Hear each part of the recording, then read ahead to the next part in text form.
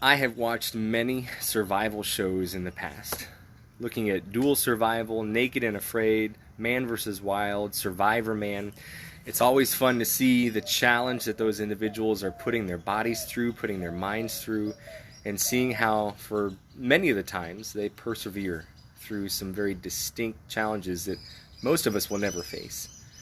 I like seeing how their mind starts to change when things are put on the line, that they don't know where their next meal is coming from or how to find clean water to drink. And then something happens in the episode. It could be that they go out hunting day after day and are not successful. Or they put out fish nets and nothing comes in the net. Or they end up getting injured or sick because they step on a thorn or they run into some ants. What happens in their mind is perseverance, being faithful in adversity.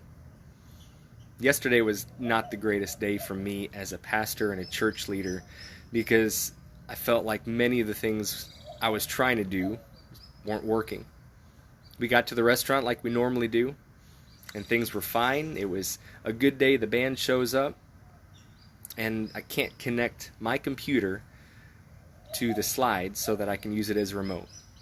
Then we try to hook up our camera for a live feed, and for whatever reason, we moved it up 15 feet from where it normally sits. It wasn't connecting to the internet. Then once we finally had everything what we thought situated, it wasn't even a live stream. It actually wasn't working at all. So we did that for 15 minutes and then realized we got to reset, start over, and only to find out that no one could hear what we were saying and singing. So we're fixing it. Yesterday was a test of adversity, that things will be better. And so I'm using Bear Grylls, who is one of the greatest survivalists and a strong Christian, his devotion today, and it's called Faithful in Adversity. Have you ever wondered what difference your life will make? How can you change the world for the better? If we want to live a life that really counts, we need to stay faithful to the way of love and to the truths of Christ in good times and bad. Almost every book of the Bible tells the story of faithfulness in adversity. We see it in Abraham's fears about seeing his family line dying out, as well as in Joseph's capture, slavery, and imprisonment. They stayed faithful.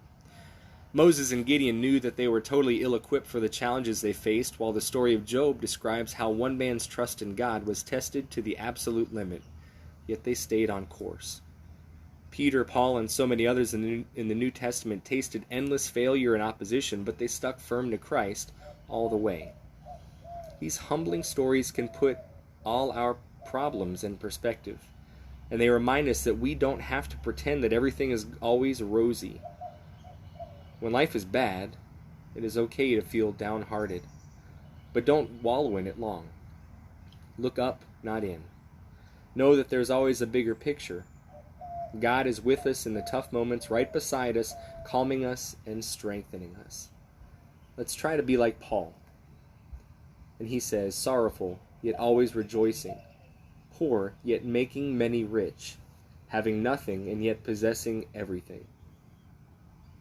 This is how it works with the topsy-turvy king and the way of grace. Christ turns everything on its head for the better. We're going to have more days like I had yesterday where things don't seem to be going right, where you go to the grocery store for the 5th time and still there isn't any toilet paper. Or you try to do something for your kids and it's not working because you're trying to be teacher and mom or dad and worker, trying to put it all together. We live in topsy-turvy times right now. Kind of funny, I went to Costco the other day to buy toilet paper.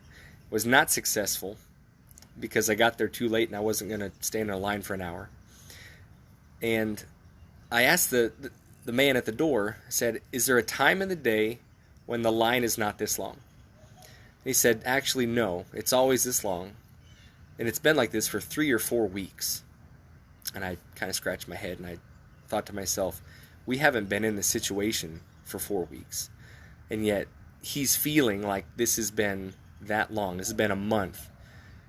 It's only been a couple. And when we struggle with situations like we are currently, it's going to feel like forever. Last week, from last Sunday to yesterday, felt like an eternity. It felt like a month. And that's because it was hard. It was hard to figure things out. It was hard to do things differently. It was hard to respond to a pandemic that none of us have experienced. Remain faithful. The enemy is out there. The enemy is trying to pull us apart from one another, trying to challenge and rip us from our relationships.